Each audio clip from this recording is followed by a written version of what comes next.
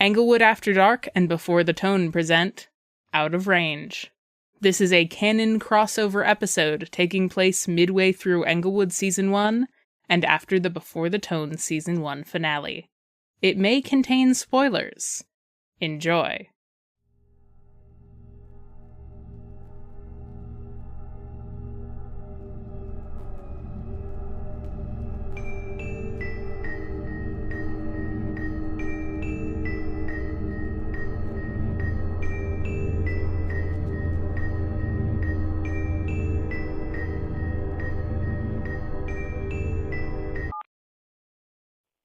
You have one unheard message sent yesterday at 7:15 p.m.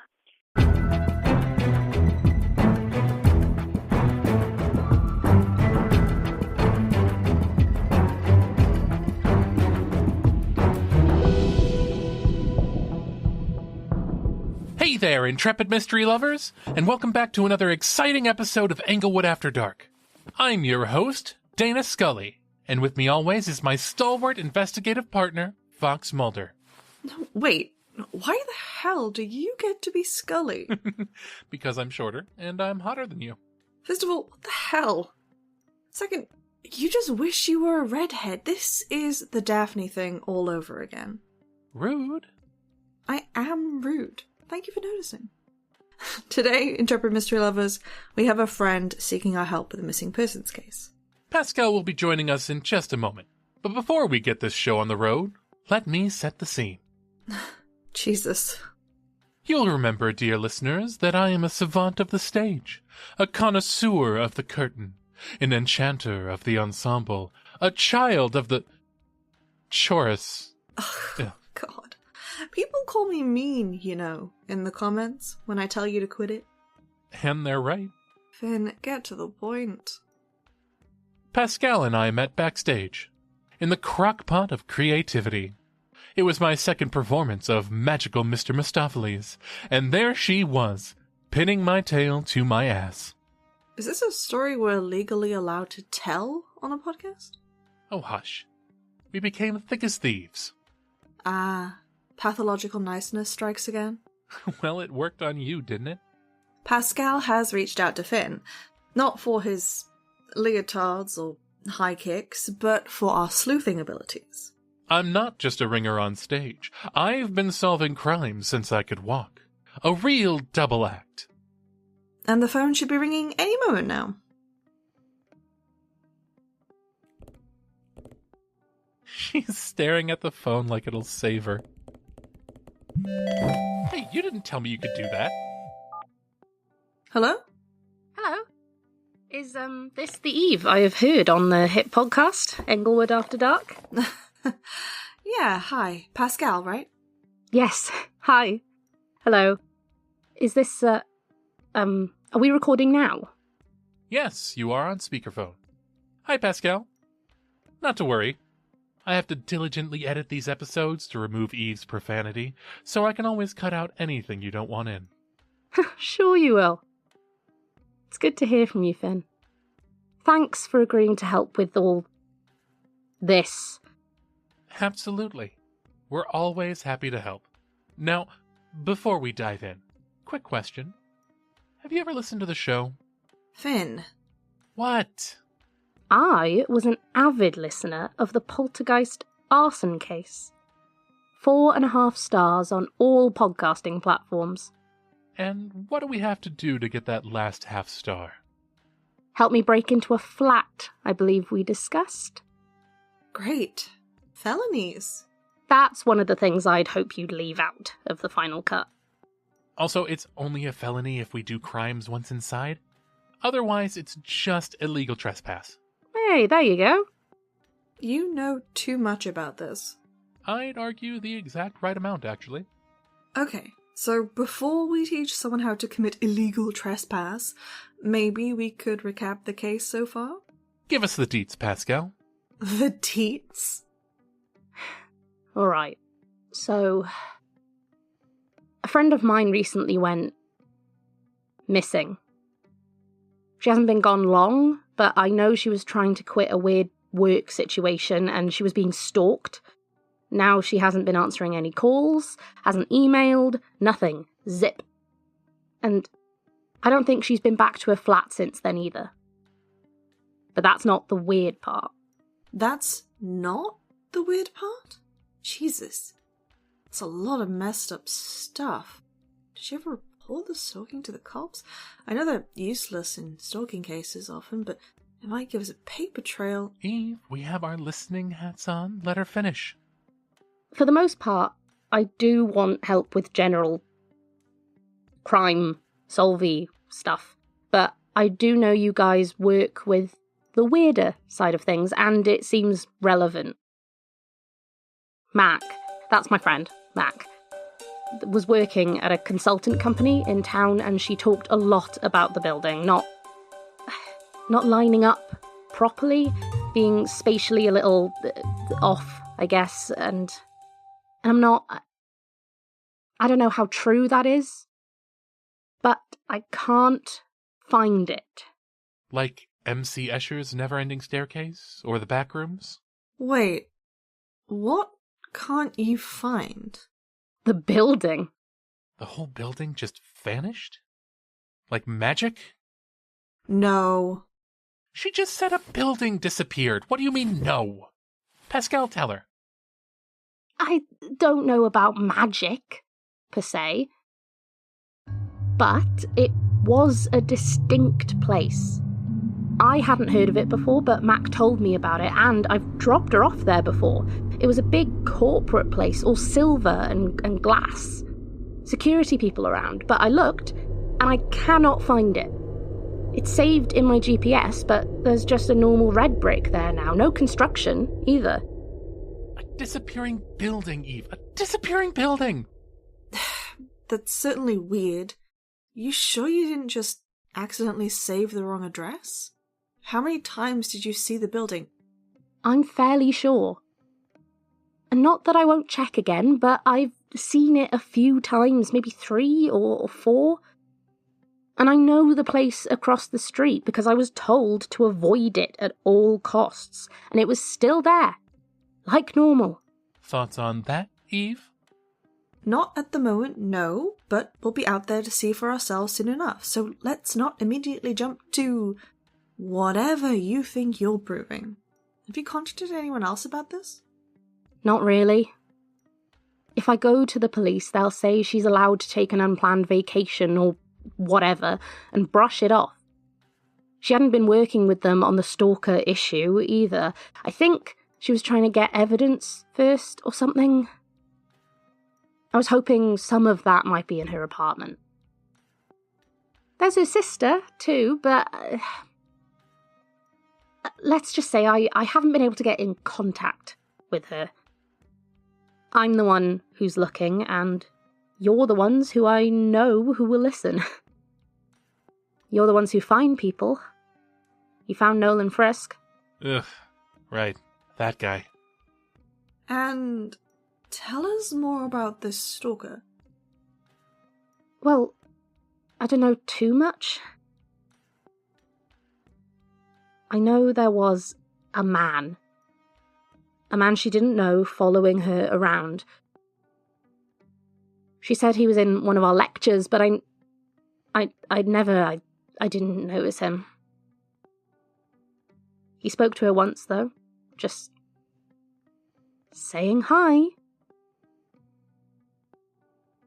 I know she was trying to set up a security system, so there may be pictures somewhere, but only she would have access to those, and she's not really around to loan me her laptop, which is inconvenient. He never did anything other than follow her, as far as I know.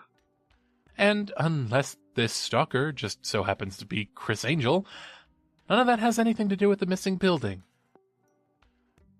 Or maybe it does. The last time I heard from her, she was allegedly back from a work trip for the company. But that was an email. I can't really be sure it was her. It could have been her. Or the company, or the stalker. I've got a bunch of puzzle pieces. Have at 'em, oh crime master. Ooh, crime master. That is a nice... Absolutely not. In any case, as we mentioned, we'll be taking this show on the road. Lucky for us, our driver is also our tech guy. We'll have to double our bribes, but I think it will be worth it if we can get into Mack's email.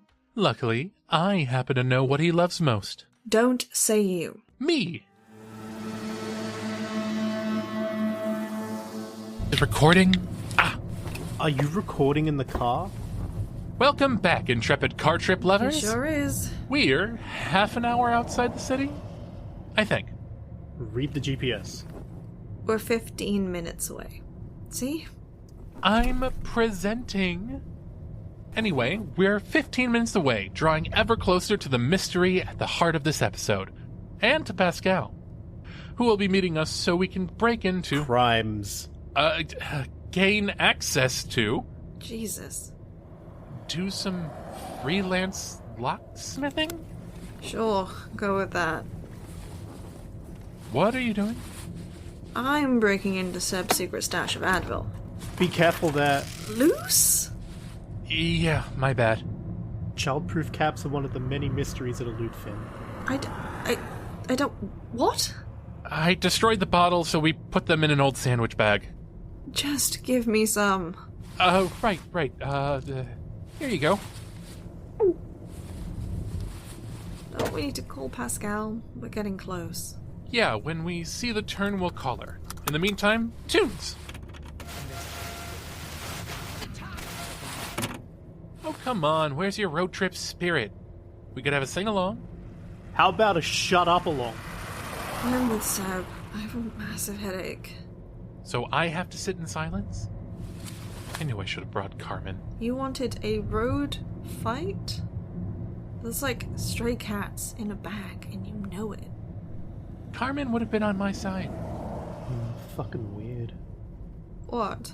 Wasn't our turnoff supposed to be here? Yeah, the GPS said to take the second exit onto, Big Pine Avenue.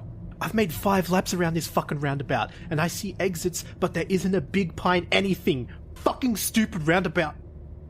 Well, there's a second exit over there. If we take that, we're going to be trapped on Cape Cod. There's a bridge in like a mile, dumbass. Cape Cod could be nice. No. Okay. If we go in another one of these loops, I'm going to die here in your back seat. It's all over for me. Wait, what? What's going on back there? I'm gonna throw up. Seb, stop driving in circles. On a roundabout? How would you like me to do that? What the fuck is going on?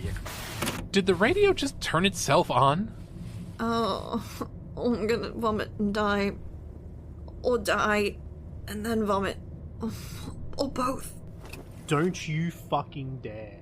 Okay, I'm calling Pascal. Why? Does Pascal have a fucking exit to this roundabout tacked away in her backpack? Come on, please pick up.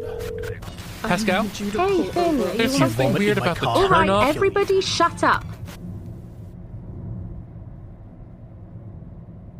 Finn, put me on video. I drive through that area all the time. Yes, ma'am. Oh, yeah, no, there. I see it. It's right there. Big Pine Avenue. There is no Big Pine Avenue. Yes, there is. I can see it. There is no big pine. Only death. Oh, big pine box in the ground. What is happening over there? It's right... And you just missed the exit. There is not an exit there. Ghost exit. No. Holy shit, stop! Please let me out. Fucking hell.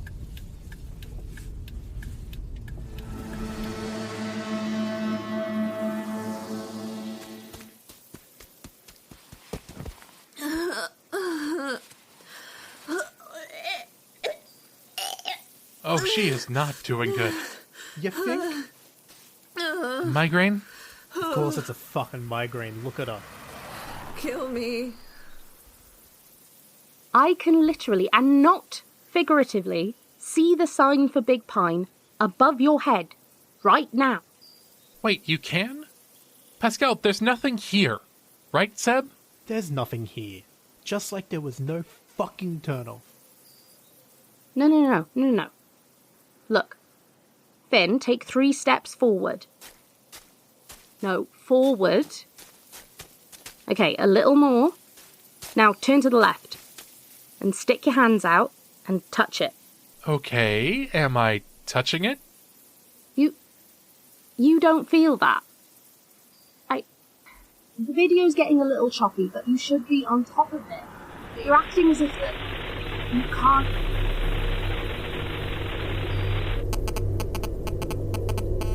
Hello? What is this place? Okay, executive decision. We are getting the fuck out of here. Come on, Evelyn, Finn, get in the car. We are? Eve needs darkness, fluids, and more painkillers. The world is busy glitching around us, removing roads and shit. We are leaving. But... I can't see anything but auras. I think I'm gonna... Get in the car. Hey, Pascal. Sorry about that. Group's not doing too well. Is your friend okay? And was there a sign there? The camera was glitchy. Eve is... Oh. We'll have to get back to you on that one. But, yeah, the ghost sign never popped up for us. Or, whatever it was. It's still there for you? I see. The camera's still a little glitchy. Probably bad service out there. There's a road exit, but I see a sign. I'll come out there and meet you. Yes, please, but also take a screenshot of this and send it to me. You know, for science. Eve is either going home or to the ER. We are not staying here. Move your ass. Oh, God, right, sorry, Pascal. Eve is turning into a ghost. We gotta get out of here. Oh, right. Yeah, you should do that. Yeah. Are you gonna pull over around where you are? Well, looks like there's a motel about 10 minutes from here. Regroup, let Eve lay down, and see if her headache passes while we figure out why this exit doesn't exist. Okay, navigate for me. I guess that's a yes, then. We'll call you back when we've had time to rethink this and get Eve back to her normal, non-dying self. All right. Drive safe. And that, Intrepid Mystery Livers, was just the beginning of our problems. All right, attempt number 2 at Operation Big Pine Exit. I have a good feeling about this one. I'm gonna throw up. Attempt number 4 at Operation Big Pine Exit. This one has gotta be... Fucking where, bitch? Where is the exit? Attempt number 6. Wait, I think I see a sign up. Attempt number 11. Maybe if I approach with my eyes closed. You are driving. Attempt number 15. Cape Cod sounds nice this time of year. To the bridge. Attempt number 19. We've left Eve behind at the motel. While she cools off inside the ice machine, Seb and I are persistent in Operation Big Pine Exit. Because if Eve came with us one more time, I'm pretty sure she was actually going to die. So, do you see the exit? Do you think I see the exit? What if we just tried to take the exit anyway? You want me to drive directly into those trees, Finn? Is that what you want? That city is cursed, but Cape Cod was nice. Ah, Eve said it. I wish I could have joined She admitted you to guys. believing in esoteric... I don't know if there's something in the air or what, but every time we tried to go and meet you, Pascal, I just died. Migraines, debilitating migraines. But the second we drove away, I was fine again. And if that's not proof that something spooky is afoot... It's really not. Not to mention, we just couldn't find that turnoff. I think Seb wanted to kill us and everybody else on the road. We were just driving in circles on that roundabout from hell. Well, on that roundabout, everybody wants to kill each other. Welcome to Massachusetts. But I don't know what the deal was with the turnoff. I wish I could have made it out there to see if I could see it from my end. I still have the screenshots. I sent them to you, but I don't know. It is the same as the Atlas building, though. That has to be connected.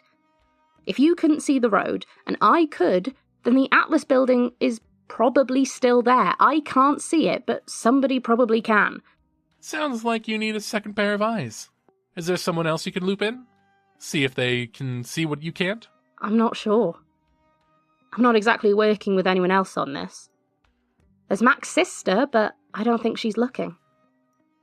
And besides, I don't know how to contact her. There's also a few co-workers she mentioned. I could try and track them down.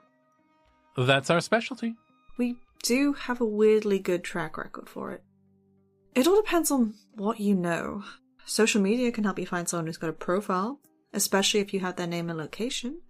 And from there you can find relatives, like maybe Mack's sister has a profile somewhere. You could find it through Mack's socials. And if you know their work history, you can track a lot of stuff down through employers. Once I found someone because of an ancient bill of sales for a piece of artwork she sold. And he still won't shut up about it. I unmurdered someone, Eve. I'm allowed to be proud. And as a concerned party, emails can be incredibly helpful. People, despite everything, tend to want to help each other. Case in point, you, Pascal. And I really appreciate it. Okay, let's see. I mostly have first names, but I think Mack told me the name of her boss is Eve something. Eve Kakache. Eve, have you secretly been a mysterious boss in Big Pine? Is that why you couldn't go there? Absolutely not. Well, there goes that idea. Unless... No. Also, Pascal, you mentioned Mack's sister isn't looking for her? What's that about? Well, they've been playing a very one-sided game of phone tag for the past who knows how long. If she didn't pick up the phone for Mack, I very much doubt she's going to go hunting her down. Deeply suspicious. Well, I don't think she kidnapped her or anything. She's just spotty. It's her sister. She should be the one looking. I'm telling you, that's weird. You should have gotten a call from her by now.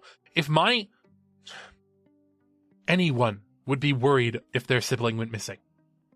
Well, if she notices, I'm sure she'll worry. But I don't have her number, even if she would answer it. Who knows, maybe I'll run into her on the Mack hunt. I'd love nothing more. Be careful, Pascal. We don't know who might be involved in Mack's disappearance. I'll keep my eyes open. And I'll try and hunt down everyone I can think of. I know she was on good terms with some of her co-workers, so... I don't know, maybe they'd be helpful. And I guess if all else fails, we can stick Seb on him. He's great with other people's emails. And other people's computers. And I have some more esoteric contacts if you want to take a more spiritual angle. Come on. Hey, it's Pascal's decision. I think I'm good on the spiritual front. For now, at least. The esoteric remains to be seen. But it's good to know I've got a guy for every possible occasion. A cavalry. Hopefully I won't need it too much. And if you ever need anything, I am only an impassable roundabout exit away. Well, maybe one day we'll decode the puzzle of the labyrinthian roundabout, and we can get coffee. I'm sure you'll figure out the answers to its riddles 3. And I hope to one day meet you for real, Eve, without the death and nausea and so forth. But that concludes our show for today, dear listeners. As always, thank you, Professor Hannessy, for letting us use this room, and thank you all for joining us. So long. Farewell. And remember, no one disappears without a trace.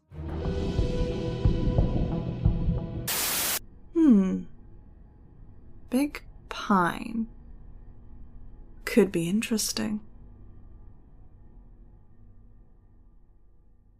At the tone, the time will be just beginning to unravel.